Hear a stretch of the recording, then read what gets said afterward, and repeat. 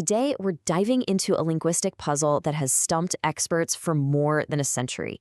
We're talking about a language that seems to have just appeared out of nowhere. It's a true orphan in the vast family of human communication, and its story is absolutely fascinating. I mean, really think about that for a second. We're so used to languages being connected, you know? English is a cousin to German, Spanish is a sibling to Italian. But what happens when you find one that just breaks all the rules and stands completely, utterly alone? So this is the key term for our mystery, a language isolate. It's really just a fancy way of saying a language is one of a kind. It has no proven relatives, living or dead. It's its own unique family tree with just a single member.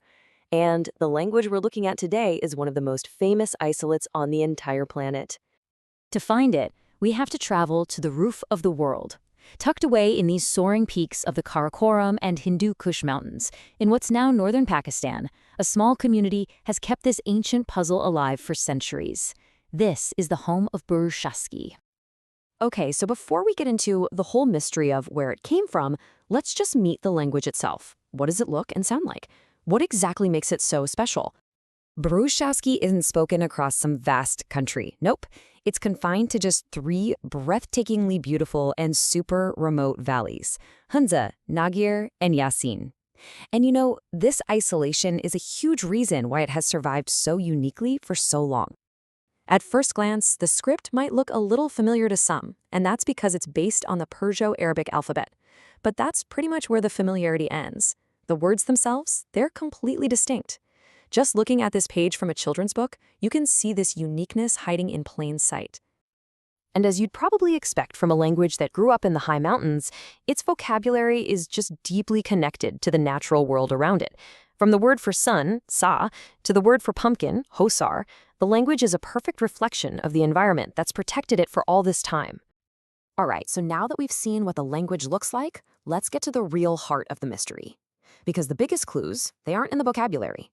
They're hidden in the very architecture of the language, its grammar. See, it's really important to get this. Languages can borrow words from each other all the time. English is full of them. But grammar, the fundamental rules of how you build sentences, that's much harder to borrow. And Burushaski's grammar is, well, it's truly bizarre. Let me just ask you this, because it gets right to the core of what makes Burushaski so strange. In English, we say my arm, your arm, his arm. The word arm itself never changes. But what if it did? Well, in Burushaski, this idea is a reality. The language uses something called pronominal nouns, where the pronoun is literally baked into the noun itself. You don't say a separate word for my. Nope. Instead, my arm is just a shak. Your arm is gushak. The word for arm actually changes depending on who it belongs to. It's this incredibly efficient and, well, personal way of speaking. And the uniqueness does not stop there. While English has 3 grammatical genders, Burushaski has 4 distinct classes. It separates human males and females, sure, but then it gets really interesting. It groups animals and countable objects into a 3rd class, and then things like liquids, trees, and abstract concepts into a 4th. This isn't just grammar, you guys. It's a completely different way of categorizing the entire world. So, with all of this strange and wonderful evidence, it's no surprise that linguists have basically become detectives, desperately hunting for any clue that could connect Burushaski to a larger family. And this hunt has been going on for decades.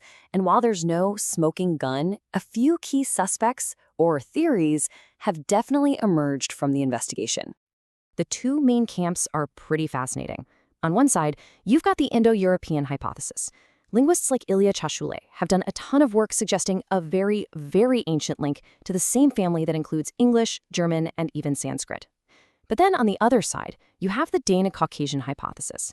This theory says, hold on, any similarities to its neighbors are just loan words from centuries of contact.